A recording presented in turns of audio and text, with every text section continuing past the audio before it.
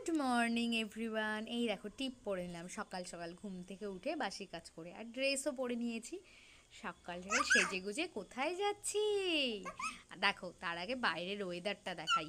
কি যে দারুণ মনোমুগ্ধকর ওয়েদার! ঘুম থেকে উঠেই যদি এমন সুন্দর ওয়েদার দেখা যায়, মন সকলের ভালো হয়ে যায়। এই দেখো, দাঁড়াও, এত সুন্দর মেঘলা আর এত হাওয়া দিচ্ছিল, আমি ক্যামেরায় ঠিক বোঝাতে পারছি না, কিন্তু খালি চোখে দেখতে বেশি ভালো লাগছিল।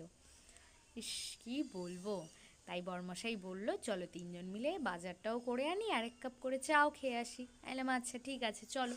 এই দেখো, বেরিয়ে পড়লাম। আর উফ, এত সুন্দর ওয়েদার! রাস্তাটা সকালে তো ফাঁকাই থাকে, ফাঁকাই ছিল, আর মেঘলা ওয়েদার, তিনজন মিলে এই দেখো যাচ্ছি বাজার।